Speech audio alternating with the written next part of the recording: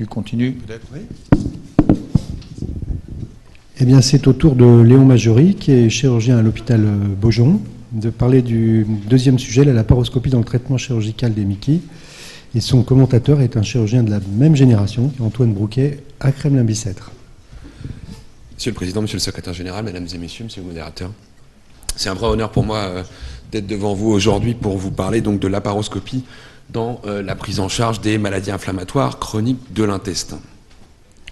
Alors bien sûr, sur le plan strictement théorique, la laparoscopie pour la prise en charge des Mickey, c'est une voie d'abord séduisante puisque mini-invasive, et surtout parce que les malades qu'on va devoir opérer dans ce contexte sont souvent des malades jeunes, qui ont un souci esthétique important et qui sont à risque de chirurgie itérative et chez qui l'épargne pariétale et la diminution des adhérences post-opératoires va être très important. Mais le problème, ce qui a un peu freiné le développement de la laparoscopie dans les maladies inflammatoires, en tout cas en début d'expérience, c'est qu'elle a mauvaise presse. La maladie de Crohn surtout a eu mauvaise presse par rapport à la laparoscopie parce que c'est potentiellement plus difficile à opérer avec des tissus, comme vous le savez bien sûr, très inflammatoires, très facilement hémorragiques, qui peuvent être à l'origine d'abcès, de fistules, et que c'est souvent, au moment de la chirurgie, des malades en assez mauvais état général, au décours d'une corticothérapie au long cours, ou qui sont dénutris. Et donc on va voir un petit peu au cours de ce topo les différents résultats proposés par la littérature. J'ai essayé de vous diviser ma présentation en 3 parties. Ces 3 parties vont concerner les 3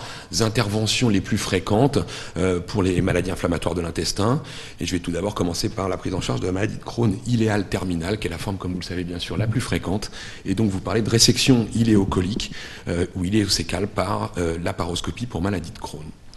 Si on regarde les résultats de la littérature, et en particulier le début de l'expérience et les premières études qui ont été rapportées sur la prise en charge de la maladie de Crohn iléale terminale, eh bien les craintes que je vous ai formulées en tout début de présentation pouvaient s'avérer un peu confirmées, puisque la première étude, elle date de 1996, elle a été rapportée par l'équipe, 93 pardon, par l'équipe new-yorkaise de Jeffrey Milsom. Et dans ces 3 études, on s'apercevait que le taux de conversion était extrêmement élevé, quasi rédhibitoire, de l'ordre d'un malade sur 4 qui était converti en laparotomie quand on faisait la célioscopie. Et donc, on pouvait se poser la question, à juste titre, de savoir s'il était licite et que c'était faisable de faire de la laparoscopie chez ces malades.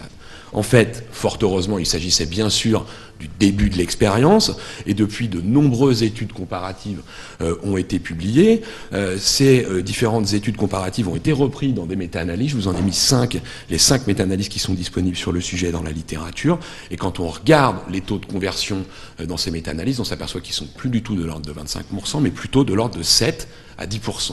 Alors c'est bien sûr beaucoup plus faible que 25%, ça semble beaucoup plus acceptable, mais ça reste plus élevé que les taux de conversion qu'on observe, par exemple pour cancer colorectal, en particulier colique, puisque la résection iléocolique s'apparente plutôt à une colectomie droite, et plutôt dans les essais randomisés, on a des taux de conversion qui sont beaucoup plus faibles, ce qui tend à poser l'idée que peut-être que tous les malades ne sont pas égaux face au risque de conversion et à la difficulté technique de la prise en charge laparoscopique. Et en fait, c'est une étude qui avait été menée dans le service, où donc l'idée était d'identifier les facteurs de risque de conversion quand on opérait un malade de maladie de Crohn iléale terminale. Et dans cette étude, en analyse multivariée, on mettait en évidence 2 facteurs de risque indépendants. Premièrement, la forme récidivante, les malades qui étaient réopérés après une première poussée nécessitant de la chirurgie, probablement à cause des adhérences post-opératoires. Et la deuxième forme, c'était les formes perforantes, avec des malades qui ont des abcès ou des fistules. Et donc, à partir de cette définition de critères de risque de conversion, eh bien, on a défini 2 populations. Une population de maladies de Crohn dites simples, qui n'avait pas ces critères, et une population de maladies de Crohn dites complexes, qui étaient donc porteurs de ces critères et qui sont donc plus à risque de conversion. Si on regarde les résultats de la littérature vis-à-vis des études comparant laparotomie et laparoscopie pour la prise en charge des maladies de Crohn non complexes, eh bien, je vous ai mis sur ce tableau qui est issu d'une revue que nous avons écrite récemment avec Yves Panis. Eh bien, vous voyez que les 3 colonnes les plus importantes sont ici à la fin, que globalement, la morbidité post-opératoire semble être similaire ou diminuée après laparoscopie, et c'est le cas dans la majorité des essais randomisés sur la laparoscopie en chirurgie colorectale, le durée de reprise du transit et la durée d'hospitalisation semblaient diminuer. Ça a été confirmé dans une méta-analyse. Méta-analyse, je vous ai mis ici celle de Tan en 2006, où vous voyez qu'il y a une diminution significative de la morbidité post-opératoire, une reprise du transit plus rapide et une diminution de la durée d'hospitalisation de manière significative quand on compare la laparoscopie à la laparotomie. Quid de la population dite complexe, donc avec des formes récidivantes ou des formes perforantes? Eh bien, c'est une étude qui avait été rapportée par Perrine Goyer à partir des malades opérés à l'hôpital Beaujon. Eh bien, deux populations ont été comparées dans cette étude. Une première population de malades complexes, une deuxième population de malades non complexes. Et vous voyez que le taux de conversion était augmenté chez les malades complexes. C'est logique puisque c'est comme ça qu'ils ont été définis. Mais que la morbidité post-opératoire était similaire entre les deux groupes. Et cette étude semblait donc valider l'idée que c'était quand même faisable de faire de la laparoscopie chez ces malades plus complexes. À plus long terme, est-ce que la laparoscopie a un avantage? La première idée, c'est que, en tout cas, il n'y a pas de désavantage en termes de récidive à long terme. Ça, c'est un essai randomisé publié par l'équipe de la Cleveland Clinic, et vous voyez qu'il n'y a pas de différence entre les deux voies d'abord quant au risque de récidive à long terme. Et puis, plus récemment, on a mis en évidence qu'il y avait, je vous ai mis cette étude qui était spécifique à la maladie de Crohn, une diminution des occlusions du grêle sur bride après chirurgie par laparoscopie par rapport à la chirurgie ouverte. Et donc, en résumé, la laparoscopie par rapport à la laparotomie pour la prise en charge de la maladie de Crohn idéale terminale est associée à une morbidité post-opératoire diminuée, une reprise du transit plus rapide, une diminution de la durée d'hospitalisation, avec des résultats à long terme similaires en termes de risque de récidive, mais une diminution du risque d'occlusion. Ces résultats ont amené les dernières recommandations européennes sur la prise en charge des MICI à privilégier, à recommander la voie d'abord laparoscopique pour la prise en charge des malades simples et à faire discuter la voie d'abord laparoscopique pour les malades plus complexes. Deuxième partie de ma présentation, c'est la colectomie subtotale et en particulier la situation assez fréquente de colite aiguë grave. Vous voyez, je vous ai rapporté sur cette diapositive les différentes études comparatives entre chirurgie laparoscopique et chirurgie ouverte pour cette prise en charge de la colite aiguë grave et de la colectomie subtotale. Vous voyez qu'il y en a beaucoup moins que pour la maladie de Crohn idéale terminale, mais que les résultats semblent similaires. Encore une fois, morbidité post-opératoire qui semble égale ou diminuée après laparoscopie, durée de la reprise du transit qui semble plus rapide et durée d'hospitalisation qui semble plus courte après la laparoscopie. Il y avait peu d'études dans la littérature, et vous le voyez ici, des méthodologies qui étaient assez discutables, puisque la majorité de ces études étaient des études rétrospectives. Et donc, les conclusions des guidelines européennes étaient que, en 2009, était que si c'était 2012, pardon, puisque c'est de la rectocolite hémorragique dans ces guidelines, c'était que si on savait le faire, il valait mieux faire, on pouvait faire la colectomie subtotale par laparoscopie. Depuis la publication de ces guidelines, on a eu de nouveaux essais, en particulier cette méta-analyse qui a démontré de manière significative que la laparoscopie était associée à une diminution des abcès profonds et une diminution des abcès de paroi, donc à une diminution de la morbidité post-opératoire, ce qui a entraîné une diminution de la durée d'hospitalisation. Donc j'espère que la prochaine mise à jour de ces recommandations vont recommander la voie d'abord laparoscopique pour cette indication. Troisième grande intervention, l'anastomose iléo-anale.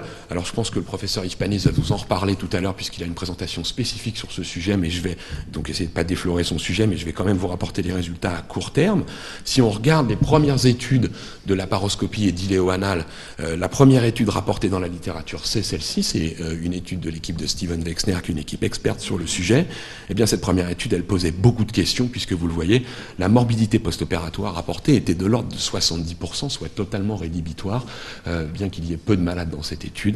Mais évidemment, c'était le début de la learning curve, et donc depuis, de l'eau a coulé sous les ponts, puisque vous voyez que de nombreuses études comparatives ont été publiées, et qu'encore une fois, on s'aperçoit que les résultats semblent superposables à ce qui est proposé pour les autres opérations, c'est-à-dire une morbidité post-opératoire qui semble similaire, et une réhabilitation post-opératoire qui semble accélérée après la laparoscopie. Ces résultats ont été confirmés dans une méta-analyse qui a été publiée en 2009, où vous voyez qu'il y avait près de 300 opérations par voie d'abord, et que la comparaison en méta-analyse de ces deux voies d'abord montrait une morbidité équivalente et une réhabilitation post-opératoire accélérée après chirurgie laparoscopique. Donc si on résume globalement, eh bien, à court terme comme à long terme, la laparoscopie fait au moins aussi bien et le plus souvent mieux que la voie ouverte.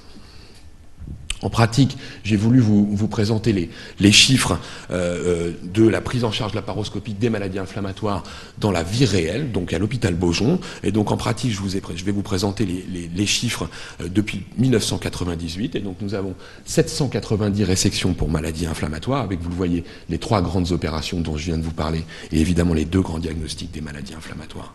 Si on regarde la prise en charge laparoscopique chez 790 malades, eh bien 73% des résections colorectales ont été réalisées par voie laparoscopique, avec, vous voyez, des chiffres qui sont assez variables en fonction des opérations qui sont réalisées. Ce qu'il faut retenir, c'est que le taux de conversion, il est de l'ordre de 10%, avec encore une fois un taux de conversion qui est plus élevé après résection iléocolique pour maladie de Crohn, compte tenu des formes difficiles et complexes dont je vous ai parlé.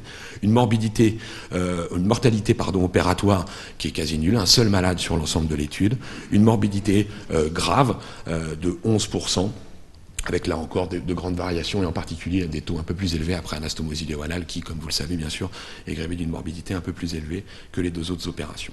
Ce que nous avons essayé de faire dans cette étude, c'est d'essayer un peu d'évaluer ce qu'il en était de la learning curve avec le temps, et donc ce qu'on a essayé de voir, c'est l'évolution des pratiques depuis 1998. Donc on a détaillé 5 périodes, et vous voyez que globalement le taux de laparoscopie ne cesse d'augmenter, et ce de manière significative, jusqu'à atteindre un taux de 80% sur la période la plus récente, alors que la proportion de malades complexes ne cesse elle aussi d'augmenter pour arriver à 33% dans la période la plus récente. Ce qu'on a essayé de faire, c'est de calculer à base de méthode statistique un peu complexe d'ajustement, multivariée, le risque individuel de conversion et de son évolution surtout avec le temps. Et globalement, ce qu'on a mis en évidence, c'est que ce risque de conversion avec l'expérience augmentant, bien sûr, diminue pour arriver dans la période la plus fréquente à 6%. Il en est de même pour le risque de morbidité grave, qui est sur la période la plus récente de 8%. Et donc, mesdames et messieurs, la conclusion que je vous propose, c'est que la laparoscopie doit être, en 2015, la voie d'abord pour l'ensemble de la chirurgie des MICI. Et maintenant, la question qu'on peut se poser, c'est, d'accord, mais est-ce qu'on peut faire mieux? Eh bien, on essaye de faire mieux. On a un essai randomisé qui vient de commencer à l'hôpital Beaujon, qui est coordonné par Rich Panis et sur lequel je suis responsable scientifique. Essai randomisé national, multicentrique, qui s'intéresse à la chirurgie laparoscopique à trocar unique. Donc c'est l'ensemble de la chirurgie colique. Les MICI sont bien sûr incluses dans cet essai randomisé. Il y a 2 groupes dans cette étude, 64 patients par groupe. C'est donc une étude comparative, laparoscopie à trocar unique versus laparoscopie conventionnelle. L'objectif principal, c'est la durée d'hospitalisation. Nous en sommes pourtant, pour l'instant, à près de la moitié des inclusions. On attend les résultats, j'espère, pour fin 2016, début 2017. Je vous remercie de votre attention.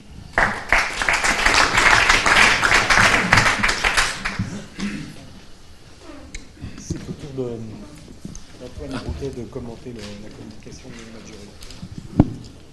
OK.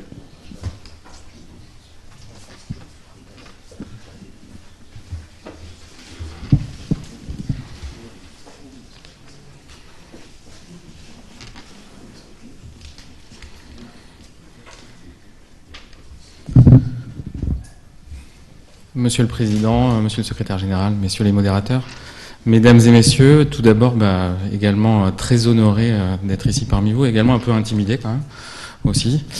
Je vais essayer de faire un commentaire à la hauteur de la présentation de Léon et essayer surtout de répondre à la question, est-ce qu'il faut toujours privilégier la voie d'abord laparoscopique dans la prise en charge chirurgicale des maladies inflammatoires? Alors, la présentation de Léon vous l'a très bien démontré. La laparoscopie est actuellement la voie d'abord de première intention pour la prise en charge des maladies inflammatoires. Et finalement, on peut dire, quel que soit le type d'intervention, la faisabilité a été démontrée, que ce soit pour la résection iléocolique, la colectomie subtotale réalisée en urgence ou semi-urgence, ou l'anastomose iléo-anale. Pour certaines de ces interventions, la laparoscopie permet de limiter le risque de complications post-opératoires, elle favorise la récupération précoce, elle favorise probablement également la fécondité en cas de réalisation d'une anastomose iléo-anale, et je passe sur des avantages qui sont quand même significatifs chez des gens qui sont quand même le plus souvent des sujets jeunes, notamment l'avantage cosmétique. Donc finalement, peut-on se positionner actuellement contre la prise en charge laparoscopique chez ces patients qui posent le problème d'une maladie inflammatoire chronique intestinale? Et honnêtement, j'aurais envie de vous dire non. Néanmoins, la question qu'on peut se poser, c'est est-ce qu'il faut pousser encore au-delà les indications de la cœlioscopie, trouver encore d'autres limites, savoir est-ce que qu'est-ce qu'on attend comme résultat chez ces patients qui peuvent être, on va dire, plus complexes, et à quel prix on est prêt à payer cette voie d'abord laparoscopique dans les cas les plus difficiles. Alors je vais reprendre un petit peu le même plan que ce qui vous a été présenté. Tout d'abord, dans la prise en charge de la maladie de Crohn, eh bien, de nombreuses études ont démontré l'intérêt de la voie d'abord laparoscopique, également 2 essais contrôlés. Et l'intérêt, il est incontestable, notamment sur la morbidité et sur la récupération post-opératoire. Cet intérêt, on a peu parlé du risque de stomie chez ces patients, et notamment chez ces patients qui présentent des formes complexes ou des formes récidivées. Ça, c'est 2 séries qui ont été rapportées par l'équipe de Beaujon, et vous voyez que quand même, tout d'abord, sur ces formes complexes, donc qui étaient définies par des patients qui présentaient une forme associée à un abcès ou une maladie de Crohn fistulisante ou récidivée. Vous voyez que Léon vous l'a présenté tout à l'heure, mais le taux de conversion est quand même plus important. Et également, le taux de stomie est quand même relativement important, puisque ces patients on était obligé de réaliser une iléostomie de dérivation, enfin une iléostomie temporaire, dans 39% des cas. Alors vous allez me dire, mais quel est le rapport entre la conversion, la forme complexe, la stomie? Eh bien, c'est vrai que le lien n'est pas forcément évident. Le fait même d'avoir une forme complexe, c'est-à-dire associé à un sepsis intra-abdominal ou une fistule interrance, c'est en soi probablement un facteur de risque de réalisation d'une stomie temporaire. Néanmoins, chez ces patients qui sont opérés par voie laparoscopique, on constate que quand même, effectivement, il y a la conversion. On sait que la conversion, souvent, elle est réalisée parce qu'il y a eu un petit incident péropératoire. On voit également qu'il y a un petit peu plus, ça n'est pas significatif, mais il y a un petit peu plus de plaies intestinales ou de plaies intestinales péropératoires, et que probablement ça favorise un petit peu la réalisation d'une iléostomie temporaire en fin d'intervention. C'est un peu la même chose pour les patients qui sont pris en charge pour une maladie de Crohn récidivée. Vous voyez que là, dans cette étude aussi, également rapportée par l'équipe de Beaujon à laquelle j'ai participé, vous voyez qu'il y a un taux de plaies intestinales péropératoires un petit peu plus important. Là, c'était comparé à des patients qui étaient opérés par voie ouverte. Alors bien sûr, le taux de stomie n'est pas significativement plus élevé chez les patients qui sont opérés par voie laparoscopique, mais peut-être c'est une petite limite à la voie d'abord laparoscopique chez ces patients qui ont une forme complexe ou récidivée. Donc, dans ces formes complexes, c'est sûr que la cœlioscopie est faisable. Il faut vraiment se poser la question de l'intérêt et du bénéfice qu'on attend de la cœlioscopie chez des patients qui ont des formes associées à un doute sur une fistule avec le duodénum, ou une atteinte associée à probablement une fistule avec l'appareil urinaire. C'est la même chose pour les patients qui ont une maladie de Crohn récidivée. La cœlioscopie, elle est possible, mais il faut être conscient qu'on s'expose à un risque de conversion plus élevé, et la conversion, elle est souvent réalisée à cause d'une complication péropératoire. En ce qui concerne la maladie de Crohn multifocale, je n'ai pas de démonstration scientifique à vous faire, mais néanmoins, il est assez évident que l'exploration de l'ensemble de l'intestin grêle en laparoscopie, c'est un peu plus difficile. C'est plus difficile également d'évaluer la sévérité des lésions par voie laparoscopique, et probablement, ce ne sont pas de très bonnes indications de la voie d'abord laparoscopique. En conclusion, donc pour la maladie de Crohn, la complication de la cœlio, il faut bien être conscient que le diagnostic, il est souvent un petit peu tardif, et il n'est pas toujours sans conséquence. Donc dans cette situation, probablement réfléchir à l'alternative qui reste la voie d'abord ouverte. Dans la colite aiguë grave, l'intérêt, il a été démontré. Léon vous l'a également montré, vous avez également montré les résultats récents d'une méta-analyse. Néanmoins, ces résultats ont été rapportés à l'exclusion des patients présentant les formes les plus graves, c'est-à-dire des formes perforées ou associées à un mégacolon toxique. Est-ce qu'on doit prendre le risque d'opérer ces patients par voie laparoscopique? Il faut bien être conscient que c'est des patients qui ont été traités médicalement, qui ont reçu des immunosuppresseurs, des corticoïdes pendant des périodes souvent prolongées. Même si la mortalité de cette chirurgie elle est relativement faible, le taux de complications il varie de 30 à 50% chez ces patients. Donc, est-ce qu'on doit opérer un patient qui a une colectasie à plus de 8 cm par voie laparoscopique? On va être honnête, ça nous est arrivé de le faire à Bicêtre. Ça s'est très bien passé pour cette patiente, pour ce patient qui avait pourtant une colectasie un petit peu moins marquée, à plus de 6 cm. Ça s'est un petit peu moins bien passé. Donc, J12 post-opératoire, de la fièvre. Toujours des difficultés à reprendre son transit, donc un scanner qui montre un épanchement pleural bilatéral avec une collection sous-phrénique gauche, mais également une collection rétro-hépatique, et également vous voyez pas mal d'infiltration et un épanchement là intra-abdominal qui est en train de se collecter, donc un patient qui va rester beaucoup plus longtemps, qui va nécessiter éventuellement une réintervention, des drainages radiologiques. C'est également la même chose pour cette patiente qui présentait une volumineuse collection de l'hypochondre gauche. Alors pourquoi ça survient? Parce que le côlon est particulièrement fragile et que la manipulation péropératoire en célioscopie, sans nécessairement être associée à une perforation, fragilise le côlon, et notamment au moment de l'extraction de la pièce opératoire, on peut être confronté à une ouverture de la pièce opératoire et une contamination. Et chez ces patients-là, ça s'associe tout de suite à des conséquences importantes. La même conclusion, le diagnostic, quand on fait le diagnostic, c'est souvent trop tard et les conséquences peuvent être assez importantes. Enfin, l'anastomose iléo-anale, c'est peut-être l'intervention pour laquelle l'intérêt est le moins prononcé en ce qui concerne la morbidité. Néanmoins, il y a un réel avantage, on ne peut pas le contester, que ce soit sur l'avantage cosmétique, mais également, on en reparlera tout à l'heure, vraisemblablement, l'intérêt sur la fécondité. Chez des patients ou des patientes qui ont déjà eu une chirurgie pelvienne, est-ce que vraiment il est justifié de faire une chirurgie laparoscopique à tout prix? On peut se poser la question, c'est certainement faisable, c'est faisable. Après, est-ce qu'on en attend un réel bénéfice chez ces patientes qui ont déjà eu une chirurgie pelvienne, où on sait que peut-être la fécondité, elle est déjà un peu compromise? Est-ce qu'il faut absolument s'acharner à faire une intervention par voie laparoscopique?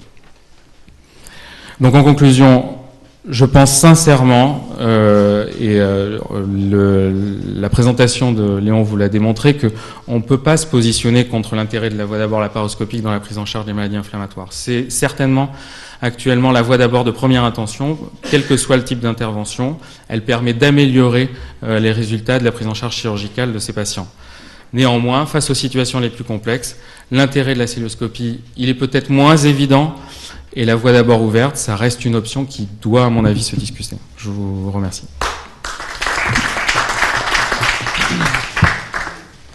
Est-ce que Léon Maggiori veut répondre?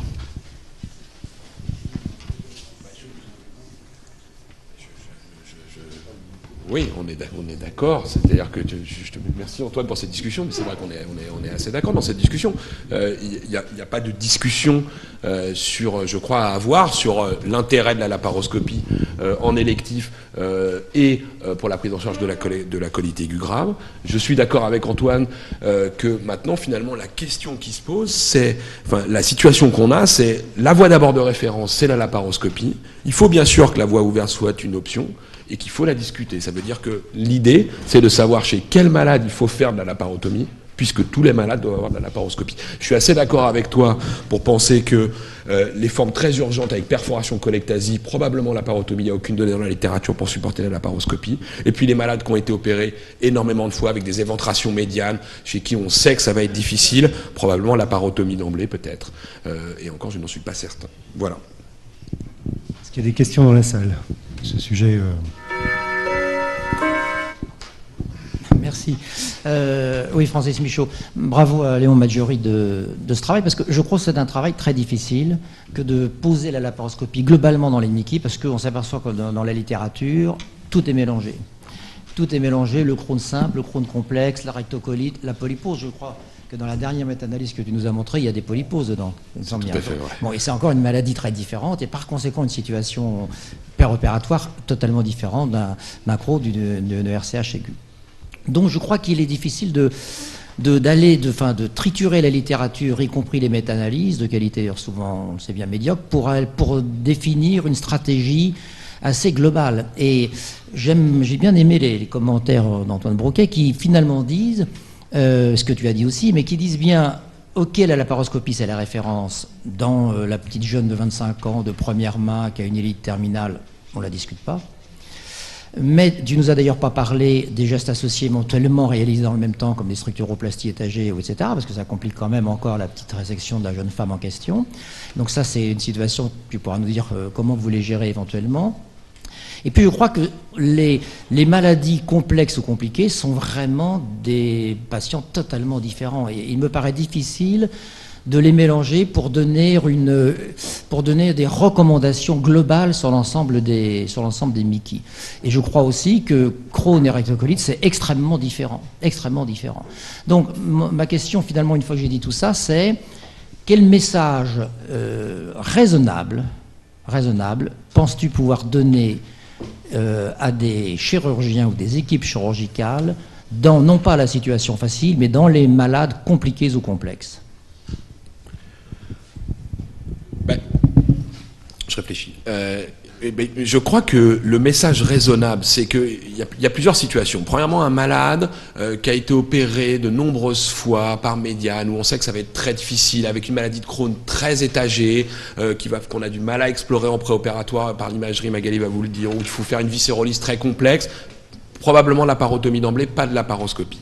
Je crois que les malades complexes, quand même la majorité des malades complexes qui ont une maladie de Crohn, c'est des malades avec une fistule ou deux fistules, peut-être 3 fistules. Nous, on a l'habitude de le faire par laparoscopie. Je crois que c'est totalement raisonnable en 2015 de dire qu'il faut quand même faire ces malades par laparoscopie, qu'il faut au moins essayer, qu'il n'y a pas de honte à convertir rapidement si on voit que c'est pas possible. Ce qu'il ne faut pas faire, c'est 8 heures de viscérolyse par laparoscopie pour ensuite convertir. Je crois qu'il faut avoir la conversion facile chez ces malades, mais ça ne coûte rien d'essayer, y compris si les malades ont eu un antécédent de laparotomie médiane, on essaye la laparoscopie, on voit que ça colle trop, on convertit tout de suite, il n'y a aucun problème. Je crois que ce qu'il ne faut pas faire, c'est encore une fois la viscérolyse par laparoscopie pendant des heures. Je crois que c'est raisonnable de dire que la voie d'abord laparoscopique, c'est la référence pour tous les malades, qu'il faut essayer, sauf si les malades ont été opérés de nombreuses fois, encore une fois, mais qu'il faut essayer et convertir tout de suite s'il y a un problème.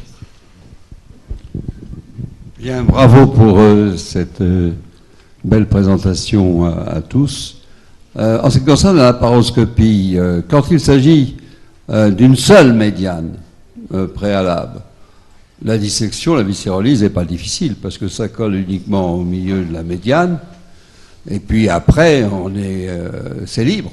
Oui. Ça redevient une situation normale parce qu'en plus les trocars sont mis en dehors de la médiane, sauf bien sûr celui de l'optique. Mais dans l'ensemble, la dissection est facile par laparoscopie. La viscérolyse est facile quand il y a une seule médiane. Quand il s'agit de plusieurs interventions préalables, de plusieurs médianes, je crois que la question peut se poser. La deuxième chose que je voulais poser, c'était une question d'ailleurs qu'a vaguement soulevée Michaud, c'est le problème des structuroplasties. Parce que Michel Assy, qui est maintenant à Cornell, qui était avant à Chicago, a été l'apôtre des structuroplasties, qu'on complète soit par une pyroplastie classique ou affinée, et il arrivait, lui, à sauver beaucoup de grêles ou du côlon. Vous en avez parlé très peu. Est-ce que vous en faites, ou est-ce que c'est parce que la laparoscopie gêne peut-être pour la pratique de ces structuroplasties? Est-ce que vous êtes contre la structuroplastie? Parce qu'il y a des gens qui sont contre, il y a des gens qui préfèrent la résection. Voilà les quelques questions que je voulais poser. Alors, bon, tu veux répondre en partie peut-être? Réponds Ouais. et puis moi je réponds. Je suis tout à fait d'accord. Ouais, je suis tout à fait d'accord avec votre premier commentaire. Pour ce qui est des gestes associés, effectivement, auxquels j'ai pas répondu tout à l'heure avec Monsieur Michaud, et en particulier des structuroplasties. Premièrement, donc il y a deux questions. Premièrement, est-ce qu'on peut le faire par célioscopie? C'est ce que proposait Monsieur Michaud tout à l'heure. La réponse est oui. On peut dérouler tout le grêle et puis par une petite incision d'extraction de pièces opératoires, extraire la sténose et faire une structure structuroplastie qui est en fait cellio-assistée, mais de toute façon, on a une petite incision de 4 à 5 cm pour sortir la pièce de toute façon. Donc la laparoscopie ne pose pas de problème vis-à-vis de la structuroplastie. La deuxième question, c'était est-ce que nous, dans notre expérience, il y a des indications? La réponse est oui, mais pas beaucoup. En fait, moi, M. Michelassi, avec qui j'ai travaillé pendant un an dans le cadre de ma mobilité, lui est assez d'accord en fait avec l'idée qu'il y a il y a moins d'indications qu'il ne le pensait initialement aux structuroplasties, parce qu'en fait, lui, il avait décrit sa technique pour des très longues sténoses, qui en fait finalement sont maintenant que lui-même ressèque assez facilement. Et en fait, maintenant, ce qu'il fait, c'est des situations pour sa structuroplastie où c'est des très courtes sténoses, en fait, très rapprochées avec de l'intervalle de grêle sein entre. Parce qu'en fait, la question, c'est est-ce que l'intestin grêle sténosé est fonctionnel? Et la réponse est probablement non. Et donc, bien que ça soit pas très clair, et donc en fait, lui, il préfère, quand il y a plein de petites sténoses avec du grêle sein entre, faire sa structuroplastie entre.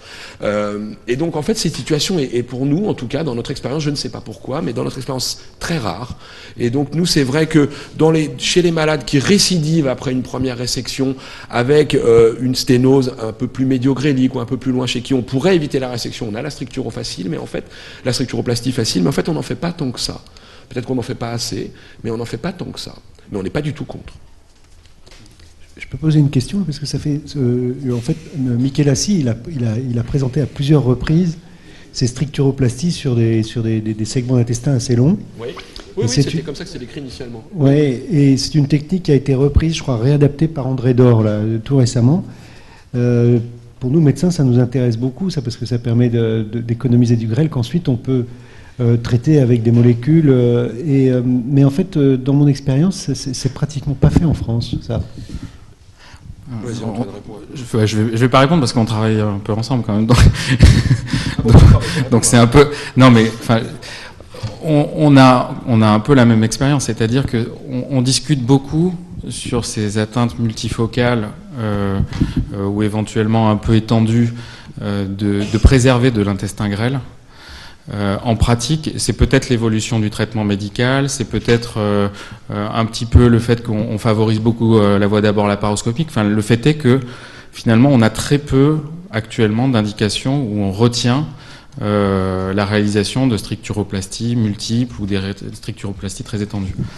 Oui, juste un commentaire pour répondre à Franck Carbonel. La structuroplastie de Michelassi n'est pas la structuroplastie qu'on connaît en Europe. Oui. C'est une isopéristaltique side-to-side sur des longs segments. Et donc cette structuroplastie se fait à la place d'une résection intestinale. Ce n'est pas nos courtes structuroplasties. Et cette structuroplastie à la Michelassi qu'utilise aussi André Dor, en fait, il se trouve que j'étais il y a très peu de jours à New York pour discuter d'un protocole et on va monter un projet européen avec André Dor, Bemelman, Beaujon et Michelassi pour évaluer ça, puisqu'il a des images étonnantes. Là, tu parlais du caractère fonctionnel. En fait, André Dor a des images étonnantes de structuroplastie longue où le grêle a eu une restitution ad intégrum. Et que donc c'est très impressionnant quand même cet aspect de ces structuroplasties, que finalement peut-être qu'il est fonctionnel ce grêle, il redevient fonctionnel, donc c'est pas si clair que ça. Maintenant il ne faut pas non plus avoir trop peur de faire des résections, puisque dans les séries de grêle courts des années 70, il y a 30% de Crohn, mais aujourd'hui dans la chirurgie du Crohn, il n'y a pas 30% de grêle court. C'est-à-dire qu'aujourd'hui, le grêle court dans la chirurgie de la maladie de Crohn est une exception exceptionnelle de moins de 0,5%. Donc ça veut dire qu'il ne faut pas avoir peur de réséquer, mais c'est vrai que cette structuroplastie à la Michelassi peut-être est une piste intéressante, et donc on va le faire sur le grêle terminal pour l'évaluer en plan fonctionnel, en IRM et en endoscopie, parce qu'il semblerait que peut-être qu'il y a des résultats impressionnants. Voilà, merci beaucoup. Merci beaucoup.